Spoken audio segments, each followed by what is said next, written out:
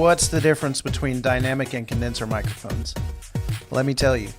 So in starting a podcast, the most important piece of gear that you'll be using is the microphone. Now that seems like a super obvious statement. Thanks, Captain Obvious. But the kind of microphone you purchase will determine the quality of the sound, and sound is everything when it comes to a podcast. It's said that people will tolerate poor video over poor audio, but since podcasting is typically only audio, this is a very important part of the equation. You must be careful to choose the proper microphone type when making your purchase. Sometimes the price tag is the determining factor. People want to buy a cheap or inexpensive microphone. And so then people end up buying a microphone that's not what they wanted or needed. They look at the price tag, they look at the photos, maybe read a couple of reviews, they get it home, they plug it in, they test it out, and it's not what they thought it would be in quality or sound.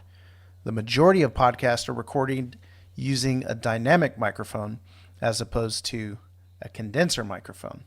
But there are shows that utilize condenser mics, and that's going to make all the difference. So what is the difference? There are certainly technical differences in the way the microphones are constructed and how they work, but we'll skip all the techie jargon and we'll get to the point. So dynamic microphones do not need a power source to function. That's number one. You simply plug your XLR cable into the mic and the other end into your mixer, interface, or digital recorder, and you're ready to roll. Dynamic microphones are used in live sound situations such as presentations, keynote speakers, and live bands. They're great in studio for recording vocals for multiple applications. So this cardioid pattern of a dynamic microphone, or the area of the mic head that picks up sound, and its ability to attenuate or minimize room noise or ambient noise, makes it great for podcast. Dynamic mics work to pick up the majority of the sound coming straight into the head of the mic. So a dynamic microphone you can use in almost any room. There's no quote-unquote phantom power required, and a dynamic microphone will reject rear noise and room sounds. And that's one of the main differences between the dynamic and the condenser mic. The dynamic mic typically picks up what's right in front of it, and condenser mics are a lot more sensitive, and they'll pick up more of the room noise, as we'll talk about here in just a second.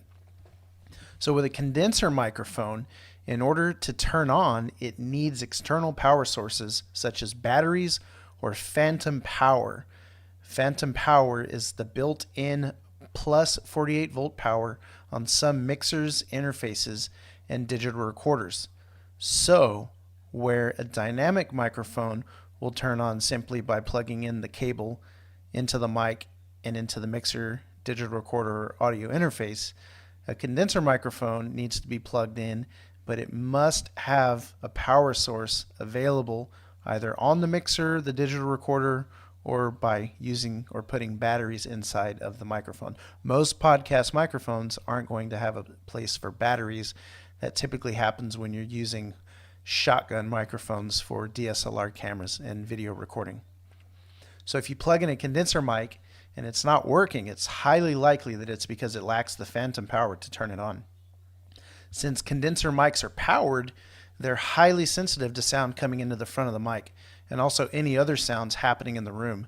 Condenser mics are used mostly to record vocals of one person in a highly sound-treated room, and condenser microphones sound great in studio and are typically used by singers recording vocal audio for their songs. But if you were to place a condenser mic and a dynamic mic in a room with windows, and dogs are barking outside, cars are passing by, and you can hear the hum of the air conditioner or the fridge kick on, you'll hear it more through the condenser mic than you will the dynamic mic. I'm not saying the dynamic mic will completely eliminate that sound, but a condenser mic is much more sensitive because it's powered and will pick up that room noise pretty easily. Condenser mics are not bad mics, they simply have a very specific application. So condenser mics are best in studios and sound treated rooms, typically best with one person in the room. Condenser mics require phantom power, or what we call plus 48 volts, and then They are sensitive to room and ambient sounds. In conclusion, while there are certainly multiple applications for each type of microphone, dynamic microphones tend to be the best options for beginners looking to set up in an extra room, a garage, a closet, or some other space that isn't a sound-treated studio space. Condenser microphones will be best for solo podcasters who can afford to sound treat their recording space. So, personal opinion from Jason Villanueva on what kind of microphone you should purchase for your podcast. I would certainly suggest for the beginner, for the average Joe or average Joanna, use a dynamic microphone. And you can find out more about the kinds of microphones that are available at podcastgearforbeginners.com, where I have a very simple webpage where you can click a button based on what you need, and I will give you options for those microphones and teach you as much as I possibly can. Check out podcastgearforbeginners.com or email me at podcastgearforbeginners@gmail.com.